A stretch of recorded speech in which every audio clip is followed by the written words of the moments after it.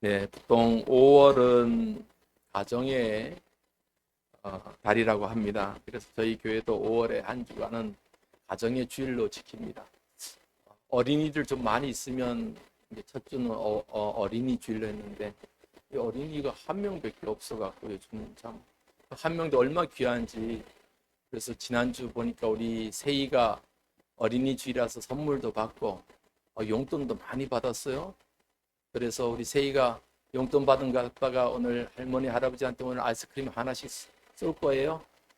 좋대요. 아, 감사해요. 그리고 어린이가 별로 없으니까 요즘 어린이질도 없고 뭐 둘째 주는 이제 어버이 줄로 이렇게 지키고 또 어떤 교회는 뭐 부부의 줄도 지키고 뭐 이렇게 합니다.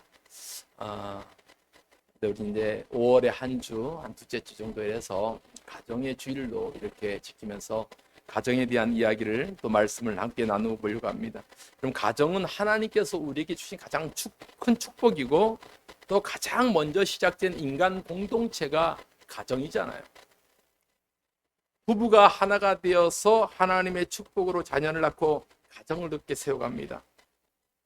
그런데 여러분, 건강한 가정, 행복한 가정을 유지해 가는 것이 참 쉽지가 않아요.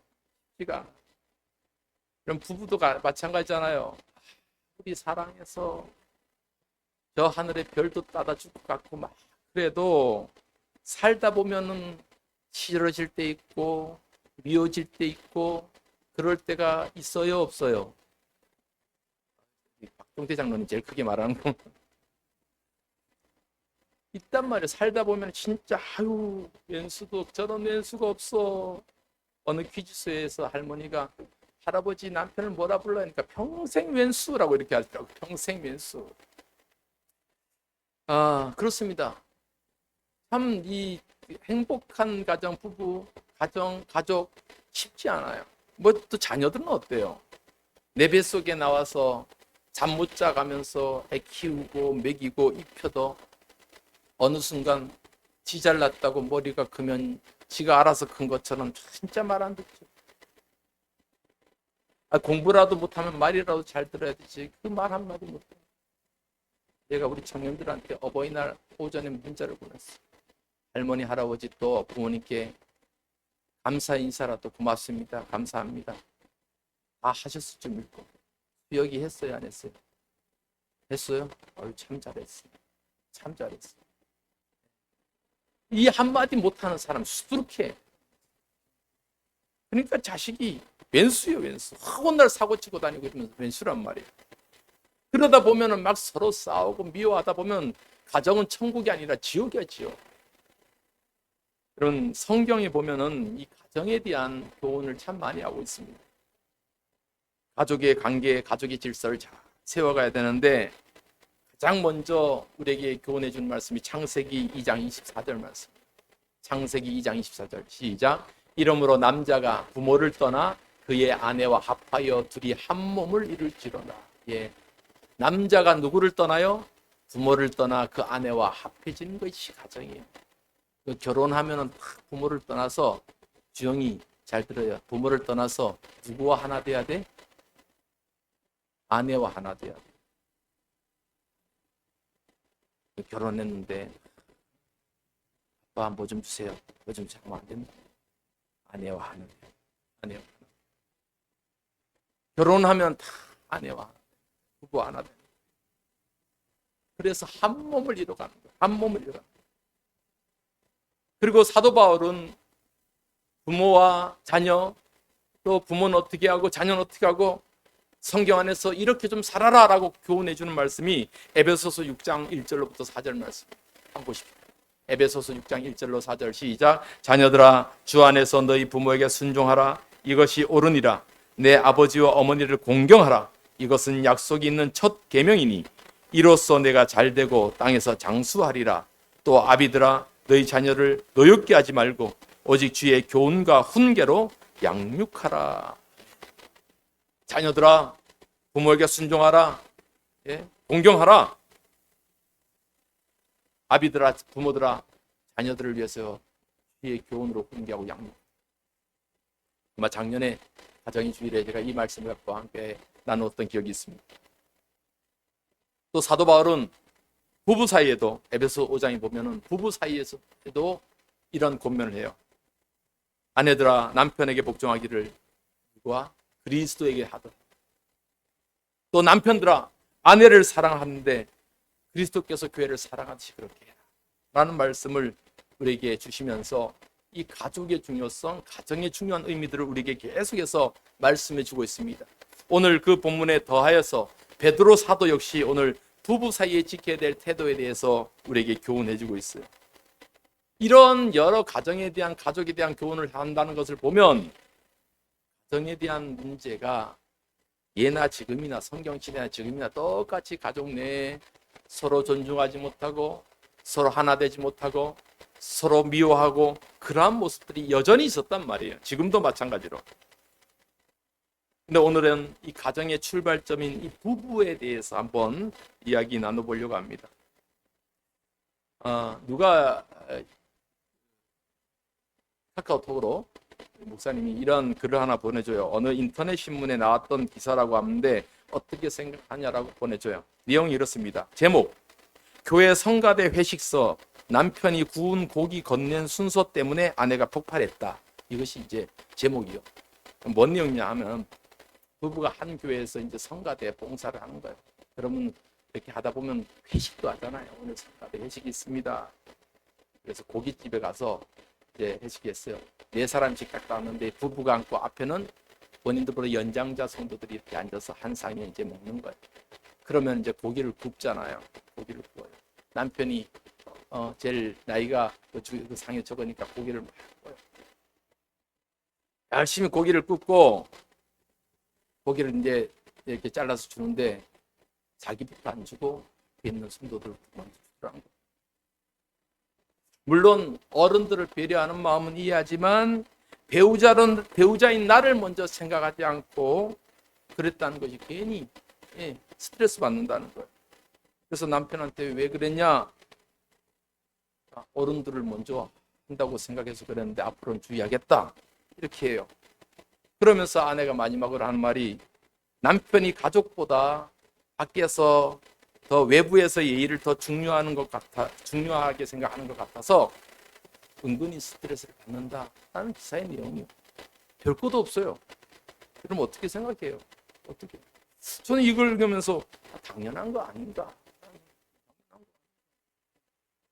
그러면서 한편으로 부부에 대한 예의, 부부에 대한 존중, 부부에 대한 배려에 대해서 이제 한번 생각해 보는 거죠.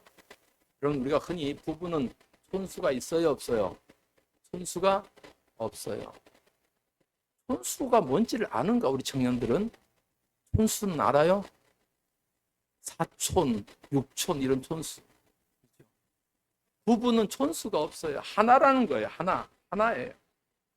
그러나 부부가 하나이지만 지켜야 될 예절이 필요하고 에티켓이 필요하고 존중함이 필요하고 서로에 대한 배려가 오히려 타인보다 더 필요하다는 사실을 우리가 기억했으면 좋겠습니다.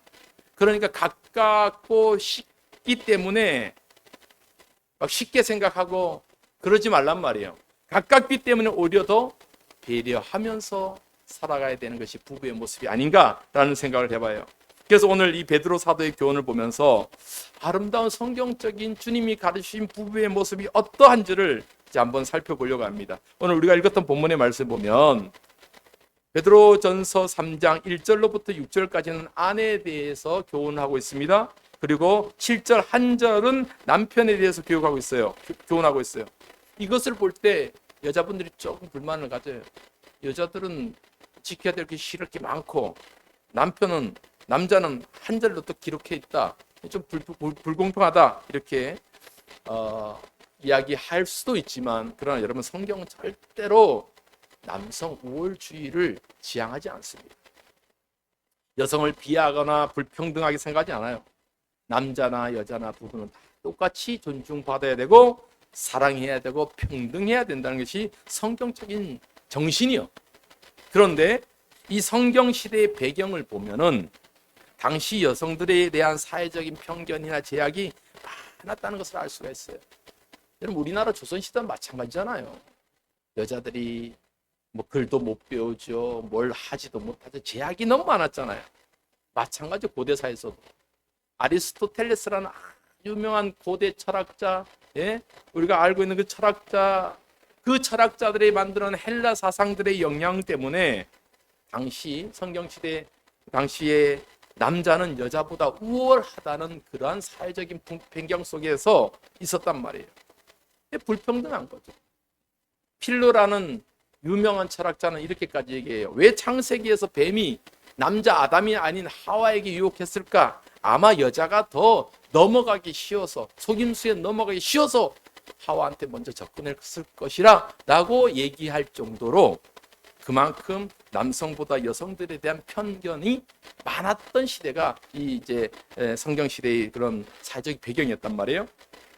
그러나 오늘날은 많이 달라졌죠. 절대로 남녀가 불공평하지 않죠. 성 역할이 고정되어 있지 않습니다. 누구나 너는 아는 거예요. 예전에는 남자가 부엌에 들어가면 안 된다 막 그러잖아요. 그런데 우리는 어때요? 우리 청년들이 얼마나 열심히 가서 설거지하고 그래요. 그래요, 안 그래요? 얼마나 뭐 있어요? 성 역할이 막 고정되어 있지 않아? 이런 얘기하면 막 고리타분하다 그래요. 그런 의미에서 오늘 본문에서 보여주는 아내와 남편에게 주는 교훈은 이렇게 생각하면 좋을 것 같아요. 이 말씀이 꼭 남편에게만 해당되느냐? 아니란 거예요. 이 말씀이 꼭 아내에게만 해당되느냐? 아니란 거예요. 다 해당돼요. 이 말씀이 꼭. 그러니까 이 말씀은 남편에게도 해당되고 아내에게도 해당되고 아내에도 해당되면 남편에도 해당되고 이 말씀의 교훈을 이렇게 받았으면 좋겠습니다. 그러니까 오늘 이 부부간에 주는 교훈 3가지를 우리가 꼭 기억했으면 좋겠어요. 오늘 베드로 사도를 통해서 우리에게 준 이 3가지 교훈이 뭐냐? 첫째는요, 행실로 감동을 줘라. 뭐로 감동을 줘라? 말이 아닌 행실로 감동을 주라. 오늘 1절, 2절 말씀이 바로 그래요. 먼저 1절 말씀 보면 아내들이 남편에게 순종하라고 말씀합니다. 왜 아내들만 순종해야 되냐? 다소 불편할 수 있어요. 여러분 순종의 의미를 알아야 되잖아요. 순종, 여기서 이 순종은 무조건적인 복종, 강요와 억압에 의한 복종 의미가 아니라 질서적인 차원의 순종입니다. 부부간에도 질서가 필요하지. 흔히 남편을 가정으로 인정하고 존중하고 그 가족 안에서의 질서적인 의미에서의 존중을 얘기하는 거예요. 그러한 의미에서 순종은 열등함으로 질서적인 간이 아니라 질서적인 차원에서 순종하는 거예요. 여러분 아무 말 하지 않는 것은 침묵은 내가 무기력해서 그런 거 아니잖아요. 뭐요? 서로를 존중하는 방식으로 내가 침묵하는 거예요. 그러한 의미로 본다면 오늘 본문의 말씀 보면 아내들이 또 불신자 남편에 대해서 예를 들어서 설명하고 있는 거예요. 내 배우자가 믿지 않는다. 아내와 남편을 떠나서 내 배우자가 믿지 않는다. 한쪽만 믿게 된다. 그러면 갈등이 많이 생길 거 아니에요. 그렇잖아요. 한국 교회에서도 나는 열심히 신앙생활하는데 남편이 아내가 믿지 않으면 그것 때문에 참 고민도 많이 하고 평생 배우자의 믿음을 위해서 기도하고 그러잖아요. 그러다가 너무 갈등이 심하면 같이 사내 못 사내 하는 경우도 있단 말이에요. 물론 신앙이 같은 배우자를 만나는 것이 축복이죠. 제발 정말 말씀드립니다. 믿음의 배우자를 만나시기 바랍니다. 어떠한 일이 있어도 함께 예배하고 함께 하나님 앞에 쓰임받는 믿음의 배우자를 만나야 돼요. 근데 오늘 예를 들어서 그런 거예요. 믿지 않는 배우자가 있을 때 어떻게 할 것이냐? 믿지 않는 배우자가 있을 때 어떻게 할 것이냐? 그들을 변화시키려고 할 때 뭐로 해라? 말이 아닌 행실로 감동을 줘라. 이 말 하는 거예요. 행실로 감동을 줘라.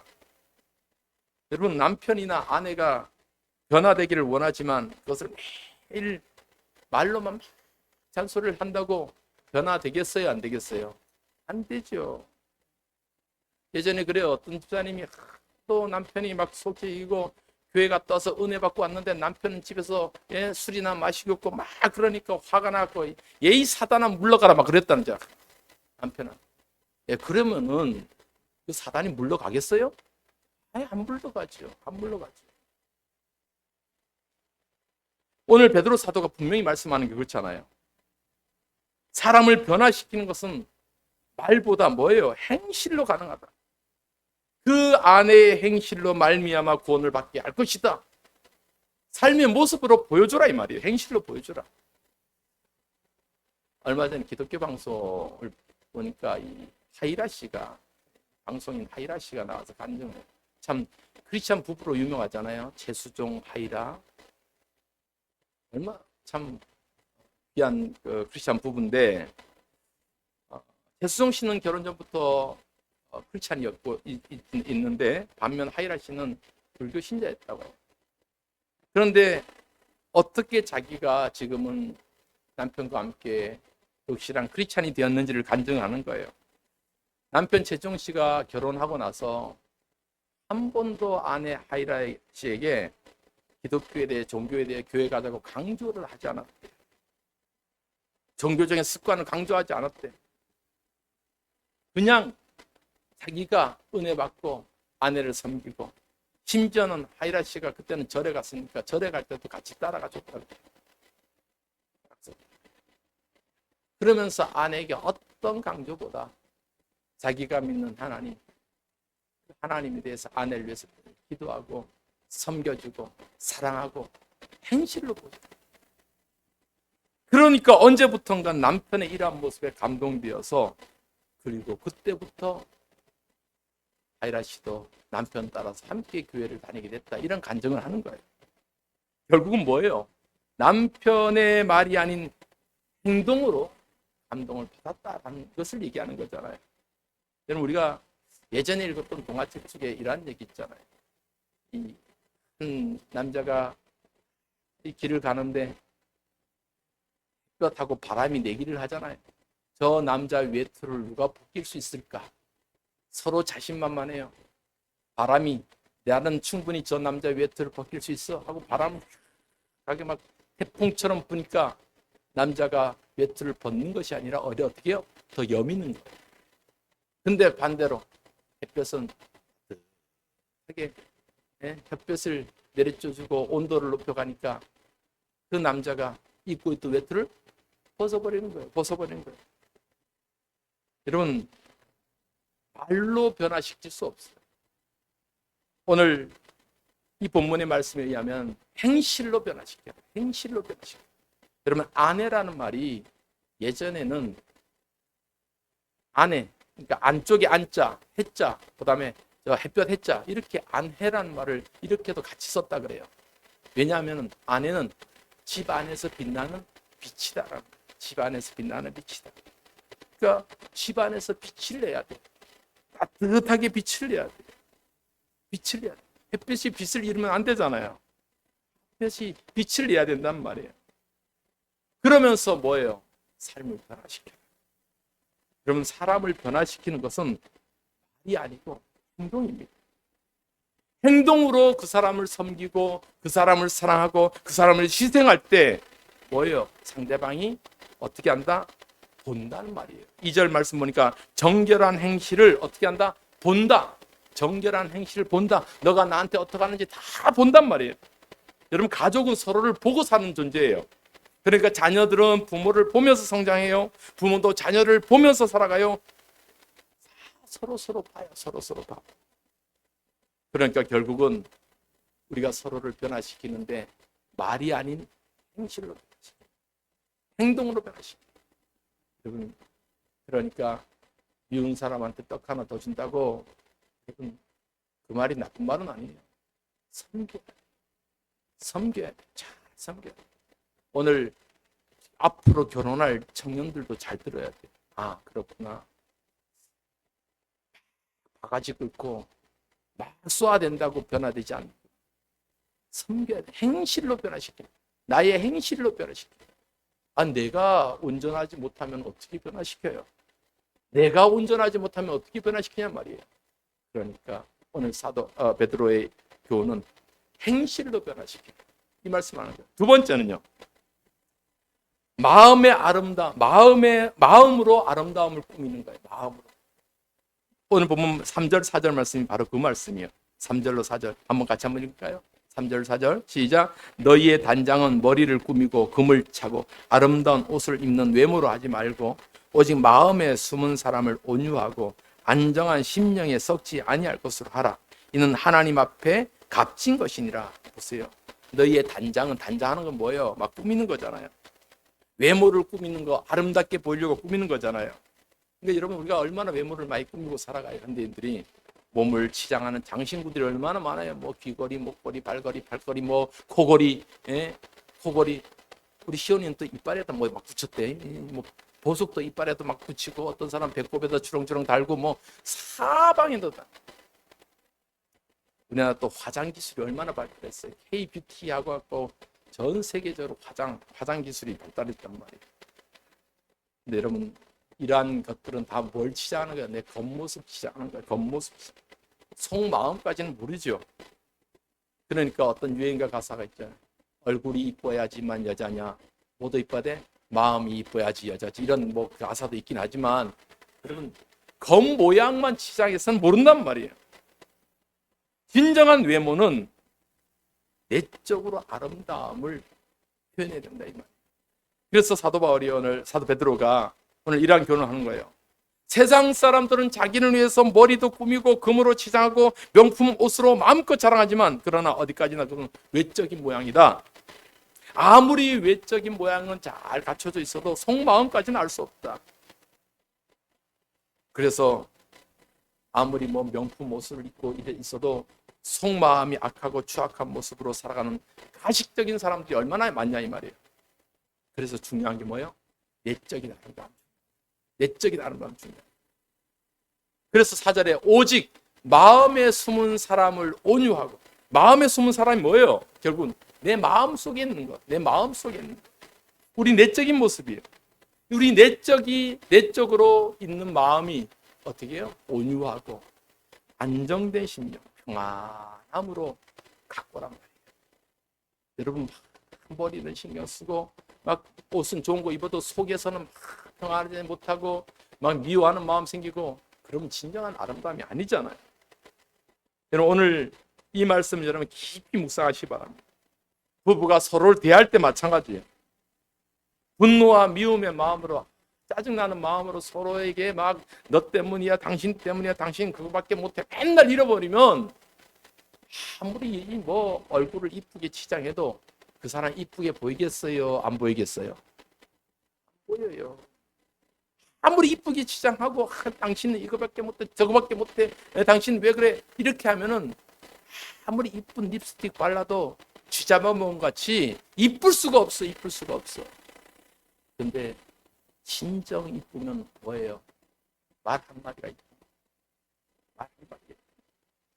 여러분들이, 청년들이 부모님한테 고마워요, 감사해요, 어버이날 그 말 한마디가 여러분들이 어떠하든지 그 말 한마디가 이쁜 거예요. 말 한마디가 이쁜 거예요. 너무 중요한 거예요. 여러분, 사랑해서 부부가 되고 가정이 이루어졌는데, 그런데 살다 보면 미워지고 원망만 남게 되잖아요. 그러면 삶이 얼마나 황폐해져요. 저도 이제 가족 상담이나 또 법원에서 가사 조정, 이혼 조정을 하다 보면 이런 감정을 많이 느껴요. 왜 그렇게 좋아서 결혼해 살다가 이 원수가 되어서 이혼하러 오는가, 이런 생각을 많이 해요. 왜 그래요? 겉모습만 자꾸만 치장해서 그래. 겉모습만. 속마음까지 아름답게 좀 만들어가면 얼마나 좋을까. 속마음까지. 여러분, 오늘 이 말씀을 잘 기억하면서 그렇구나, 내 속마음도 아름답게 만들어가야지. 나는 과연 아름다운 남편인가? 나는 과연 아름다운 아내인가를 생각해봐요. 무엇을 위해서 노력하느냐? 겉모양만 위해서 노력하느냐? 아니면 내적인 아름다운 마음을 위해서 노력하느냐? 여러분, 속마음을 잘 가꾸는 저와 여러분 되기를 바랍니다. 서로 이해하고 존중하고 사랑하는 그런 부부가 속마음이 아름다운 그런 명품 우리 성도들 되기를 주님의 이름으로 축복합니다. 마지막 한 가지 더 보시면 7절 말씀 보면 서로를 귀하게 여기는 것, 배려와 존중이죠. 물론 남편들을 향한 교훈을 7절에 기록하고 있습니다만은 남편뿐만 아니라 아내든 부부든 서로 귀히 여겨야 돼요. 자, 7절 말씀 우리 같이 한번 읽겠습니다. 7절 시작. 남편들아, 이와 같이 지식을 따라 너희 아내와 동거하고 그를 더 연약한 그릇이요 또 생명의 은혜를 함께 이어받을 자로 알아. 귀히 여기라. 이는 너희 기도가 막히지 아니하게 하려 함이라. 아멘. 너무나 귀한 말씀이죠. 우리의 배우자를 어떻게 여기라고요? 귀히 여겨라, 귀히 여겨라. 너희는 함께 아내와 동거하고, 여러분 부부는 동거해야 돼요. 함께 살아야 돼요. 그런데 살다가 병들고 미워지면은 너 가버려라 쫓아내고 그러면 안 되잖아요. 그래서 결혼할 때 예전에 많이 들었던 말이 뭐예요? 결혼식 할 때 검은 머리 팥불이 되도록, 그리고 우리가 결혼 서약에 이런 말씀이 있어요. 병들거나 아프거나 연약해져도 절대로 버려라, 버리지 말아라. 버리지 말아라. 병들었다고 버리고 연약하다고 버리고 그러면 안 되잖아요. 함께 동거하는 거예요, 부부. 그리고 어떻게 여겨요? 더 연약한 그릇으로 여겨라. 물론 여기서 이 연약하다는 것은 육신적으로 약한 것도 있지만 더 중요하게 생각해라. 더 중요하게 생각해라. 여러분 생각해 보세요. 집에 우리가 늘 밥 먹는 그릇이 지금 우리가 그릇 이렇게 사갖고 먹는 그릇이 아니고 그 그릇이 고려청자나 이조백자나 이런 것이 있다고 생각해 보세요. 그럼 그거에서 함부로 만질 수 있겠어요? 애들이 만져서 떨어뜨릴까봐 깨질까봐 애지중지하고 귀하게 볼 거 아니에요. 귀하게 볼 거 아니에요. 함부로 못 만집니다. 마찬가지로 부부도 마찬가지예요. 서로를 존중하게 귀하게 여기란 말이에요. 소중하게 생각하는 말이에요. 왜요? 아까우니까. 남편이 아까우니까, 아내가 아까우니까 내가 더 섬기고 헌신하는 거예요. 아깝게 생각하리 말이야. 아깝게 생각. 자, 남편과 아내들을 보시면서 당신은 아까운 사람이에요. 시작. 보고 하라니까 서로 보고 하라고요. 시작. 김상원 장로님 저 뒤에 계시잖아요. 오명 원사님한테 당신은 뒤로 갔으면 아까운 사람. 당신은 아까운 사람이에요. 연약한 그릇을. 아까운 사람. 여러분, 그리고 부부는 뭐예요? 생명의 은혜를 함께 이어받을 자. 천국의 기쁨, 천국의 상급을 어떻게 해요? 함께 이어받을 자예요. 함께 이어받을 자. 여러분, 부부는 함께 가는 거예요. 나 혼자 가는 거 아니에요. 그러니까 여러분, 나 때문에 함께 같이 가는 줄 알아. 나 때문에 사는 줄 알아. 여러분, 이러한 은혜가 있기를 바랍니다. 나 혼자 잘났다고? 아니에요. 나 혼자 잘났어 그런 거 아니에요. 함께 가는 거예요. 그러니까 나도 수고했지만 수고했고 아내도 수고했고 할렐루야, 남편도 수고했고 아내도 수고한 거예요. 그래서 함께 천국에 가는 거, 함께 천국에 사는 거예요. 이 말씀을 요약하면은 서로를 어떻게 여겨라? 귀히 여겨라. 귀히 여겨라. 다른 사람 앞에서도 귀히 여기고, 가정에서도 귀히 여기고, 다른 사람 앞에서도 귀히 여기고, 귀히 여기란 말이에요. 예전에 부부 상담을 하는데 아내가 막 씩씩거리면서 왜 그러지? 물어봤더니 남편이 다른 사람 앞에서 자기 편 안 들어줬다. 다른 사람 앞에 자기 편 안 들어줬다. 그래서 그랬어요. 내가 그 남편한테 이왕이면 아내 편 좀 들어주지 그랬어요. 저기 저 사람은 한 번 보고 말 사람이지만 아내는 평생 보고 살아가야 되는데 어떤 것이 더 현명하겠어요? 여러분 지혜롭게 해야죠. 잘했고 잘못된 걸 떠나서 귀하게 여겨요. 귀하게 여겨요. 내 편을 서로를 귀하게 여기면서 부부는 아름답게 서갈 수 있기를 바랍니다. 그러면서 가장 중요한 신앙의 교훈이 뭐냐면 부부간에 갈등이 생기고 아픔이 생기고 서로 미워하면 뭐가 막혀요? 기도가 막힌다. 기도가 막힌다. 기도가 막혀요. 예, 기도가 여기 목구녕 기도가 아니고 하나님 앞에 올려진 기도가 막히는 거예요. 지금 이걸 누구한테 얘기하는 거예요? 아내한테 얘기하는 거예요? 베드로 사도 남편한테 얘기하는 거예요? 남편이 대표성을 있잖아요. 아내를 위해서, 자녀를 위해서, 가정을 위해서 대표성을 갖고 하나님 앞에 기도하는 가정의 제사장 역할을 남편들이 하잖아요. 그런데 아내를 귀하게 여기지 않고 아내의 원성이 막 자자하고 아내의 근심이 막 있고 이러면은 그 남편이 기도하면은 기도가 하나님 앞에 올라간다, 못 올라간다? 못 올라간다, 막힌다는 거예요, 막힌다는 거예요. 그러니까 에베소서 말씀처럼 서로 다툼이 있어도 해가 지도록 분을 품지 말아라. 서로 용서하고 이해하고 하나. 여러분, 우리 사명교회 성도들은 기도가 막히는 일이 없기를 소망합니다. 기도가 막히지 않아요. 기도가 막히지 않아요. 우리 부부는 서로를 귀히 여겨야 되는 존재고, 또 우리 앞으로 결혼을 하게 될 청년들도 마찬가지. 배우자는 나의 욕망을 채우는 도구가 아니고 내 성공을 위한 도구가 아니고 배우자는 내가 귀히 여겨야 될 대상이다. 귀히 여겨야 돼. 우리 사명교회 성도들은 이 말씀을 깊이 묵상하면서 이번 한 주간도 귀히 여기시는 그러한 우리 성도 되기를 주님에는 축복합니다. 이 말씀 기억하면서 우리 찬양 하나예요. 당신은 소중한 사람, 당신은 존귀한 사람, 이 세상에 하나뿐인 당신은 너무나도 소중한 사람. 우리 같이 한번 찬양합시다.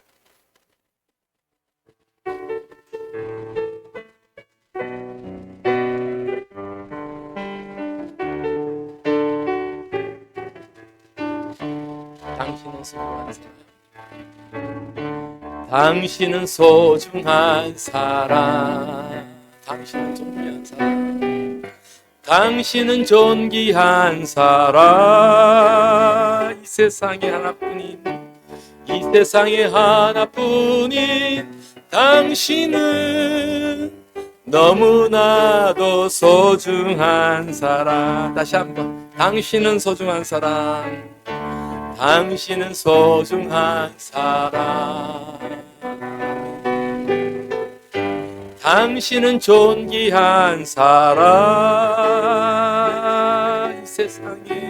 이 세상에 하나뿐인 당신은 너무나도 소중한 사람. 그런 당신을 사랑합니다. 그런 당신을 사랑해요. 그런 당신을 축복해요. 사랑받기에 합당한 당신을 주의 이름으로 사랑합니다. 그런 당신을 사랑해요. 그런 당신을 사랑해요. 그런 당신을 축복합니다. 그런 당신을 축복해요. 아멘. 사랑받기에 합당한 당신을 주의 사랑으로 사랑합니다. 주의 이름으로 축복합니다. 주의 이름으로 축복합니다. 주의 이름으로 사랑합니다. 아멘. 이 말씀 기억하면서 오늘 우리 같이 한번 기도하겠습니다. 하나님께서 우리에게 주신 가정, 특별히 부부로 맺어주신 하나님의 은혜 기억하면서 서로를 존중하고 서로를 이해하고 사랑하고 또 오늘 베드로 사도의 고백처럼 서로 귀히 여기는 우리 가정 되게 하여 주옵소서. 합심해서 함께 기도하시겠습니다. 하나님 아버지여, 그렇습니다. 우리의 가정이 하나님 오늘 본문의 말씀처럼 서로 사랑하고 서로 이해하고 서로 귀히 여기는 그런 가정, 우리 사명교회 성도들 가정 되게 하여 주옵소서. 정말 부부로 하나 된다는 것은 하나님의 은혜요, 아버지 하나님의 맺어주신 것인데, 아버지 하나님 우리가 이 평생 하나님의 은혜 가운데서 그렇게 살아가게 하여 주옵소서. 귀히 여기며 살아가게 하여 주옵소서. 귀히 여기며 살아가게 하여 주옵소서. 서로 사랑하고 서로 품어가며 서로 용서하며 그렇게 살아가는 우리 사명교회 모든 성도들 가정 되게 하여 주옵소서. 예수님의 고맙습니다. 하나님 아버지, 우리 사명교회 모든 성도들 가정이 서로 귀히 여기며 살아가게 하여 주옵소서. 예수님의 이름으로 기도하옵나이다. 아멘.